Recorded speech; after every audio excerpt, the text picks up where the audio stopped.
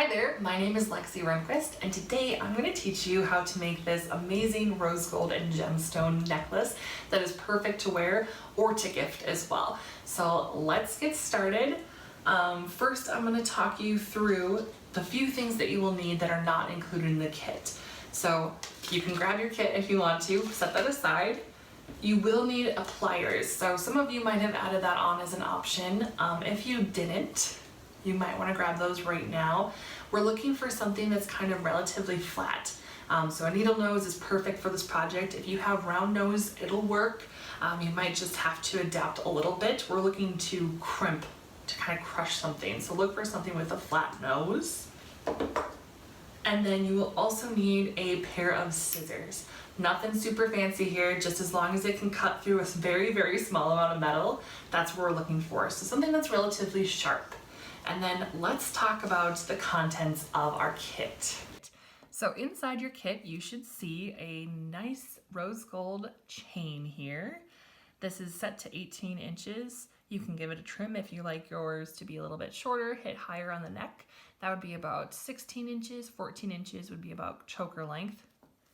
We have our beading wire that is a nice coppery rose gold tone to match our chain. We have beads, we have crimp tubes, and we have our spacers here.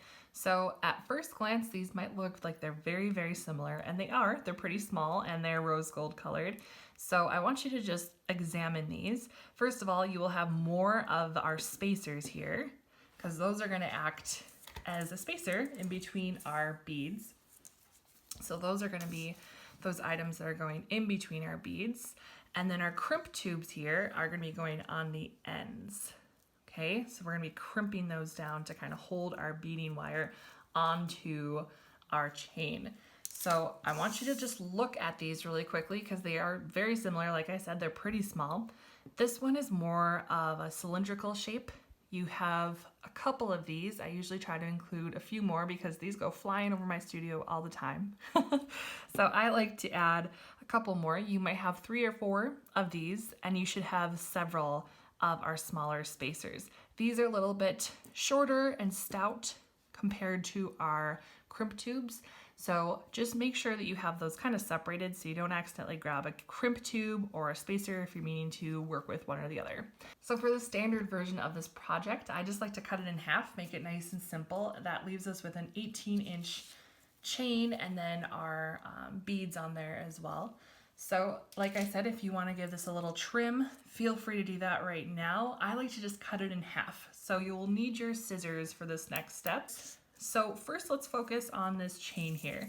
I like to actually pick it up and I like to hold it by the lobster clasp here and bring my fingers, kind of guide my fingers all the way down to try to find the center the best I can. And I am going to take my pair of scissors right here and open that to the widest it can go. Again, I'm going to kind of double check that I got this perfectly, almost perfectly in the center here, you can see. And I'm just going to do one chop. So I like to lay this back down and double check that I have a complete circular link at the bottom of these, right where I cut. So when I cut, usually you can see, hopefully you can see, they're really itty bitty. You can see these tiny little links that just get broken in half when I cut. We want those to not be on the end of our links. We want them to be complete circles, complete links. So just double check that you have a full link right now on both of these ends. Yep, mine look good. For this next step, you will need your beading wire. And you will also need your crimp tubes. Remember, those are the more cylindrical looking doodads that we'll be grabbing. So go ahead and grab those. You will also need your pliers for this next step here. So I'm going to talk you through this really, really tricky process. This is probably the hardest step of the day. Everything after this will come pretty easily. So we're going to be kind of threading a needle when we do this here. We're going to be using the end of our beading wire, and we are going to thread that through the last link of our chain here. So it should look something like this. See how it's just through that last final link right there? That's what we're looking for. Okay, now I like to do a little U shape here. I like to kind of pinch and make a little U. So you can see my chain is off to one side. I have a U. I don't have a whole lot of overlap here. Notice that I have probably about an inch worth of overlap with this U. Hopefully you can see. And now I'm going to grab one of my crimp tubes, those tiny cylindrical buddies.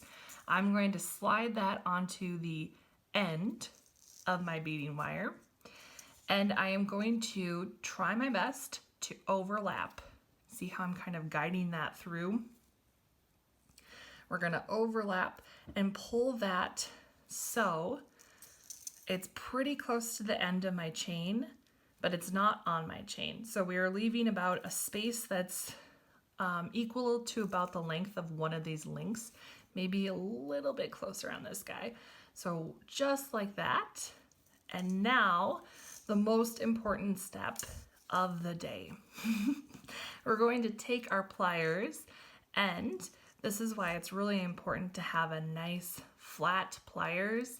We're going to crimp it. That's why these are called crimp tubes. So I like to crimp this the same direction as that, as that link goes. So give it one firm squeeze. So 1, 2, 3 squeeze. And you'll see that that has created a really taut beading wire for us to glide the rest of our beads on.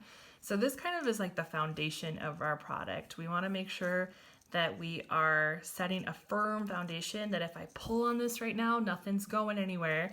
We want to make sure that we have a nice flat crimp tube. Now, if we look at our example here, we are going to kind of create this pattern. So I like to start with a spacer and then bead, spacer, bead, spacer, bead, spacer, bead until we get to the end. That's totally my preference. We're also using an odd number today with our beads. We have 7 beads. That's because if we had 6 beads, I'll kind of cover this. It doesn't look bad, but I think it just looks so much better when we have 7 beads. That way you kind of have a center when you're wearing this that kind of has a center versus like being cocked off to the side a little bit. So we're starting with a spacer here. We're not going to crimp this other side until the end, right? Because we have to thread all of our beads on here, and then we're going to crimp that final tube on here. So we're just focusing on our spacers now. You can put that little crimp tube off to the side. Try not to lose it. So I'm going to start with a spacer. And when you're sliding these first couple of beads and spacers on, you want to overlap that little tail that you left when you crimped. So instead of, missing that completely, that would it doesn't look awful, but it would look a little incomplete. So we're gonna try to cover both of those with my spacer. We're gonna then grab a bead, slide that on, and we are going to cover that tail. And you'll see it only takes a few beads for us to completely finish that tail.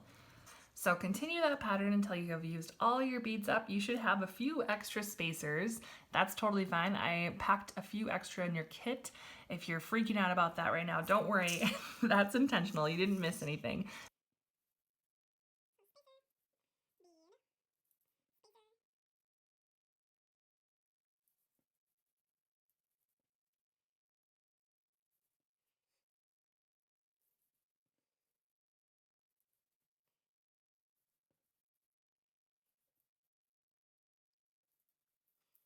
All right, so yours should look like mine right here. I have all 7 of my beads on here. I have a spacer in between each one, and then to complete our beautiful little pattern, we started with a spacer, so we're going to end with a spacer as well. So ending with that spacer, and then you're going to find your next crimp tube. Remember those nice little cylindrical guys? and we're going to slide that onto our beading wire. All right, so your piece should look just like this. We have everything on there. It looks pretty complete. We have our final crimp tube on here. One thing we have to do is find the end of our opposite chain here. So that final link, and oops, see how easy it is to just kind of mistake which one is the final link. We're going to slide our beading wire through and get it as close to the end as we can here. So we can move this right now. Nothing's holding this back.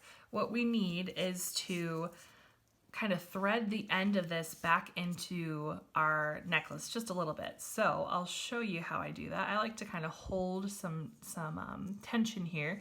So I'm kind of holding this pretty tight by just holding the first couple of beads. I'm kind of letting this first one fly, but giving us some tension here and threading that through. So we're kind of making a U shape.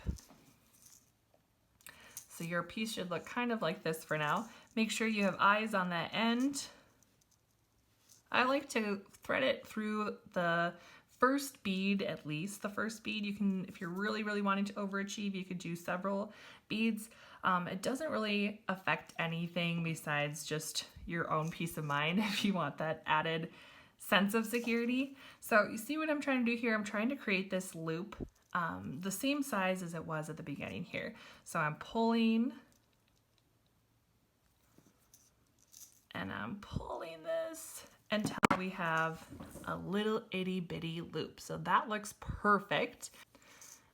I want to see which way my crimp tube was crimped. Because if I crimped it this way, see how my crimp tube is crimped like this? If I crimped it this way, it would be kind of wonky. So I'm actually just gonna crimp it the exact same way as my other one was. Give it a nice 1, 2, 3. Perfect. All right, that looks great. I always like to, after I crimp, I like to give it a nice tug again. And you'll see we have a tail here. And what I like to do with that tail is trim it off. Another reason why we have our nice pair of scissors. I like to trim it off, giving it a little extra room so I can easily slide that into the bead right next to that. And there you have it. You made your very own rose gold and gemstone necklace. It looks beautiful. It's perfect for you to gift or to wear right away. Thank you so much for joining me. I am so happy that you decided to make something for yourself or make something for others, and we hope to see you next time. Take care.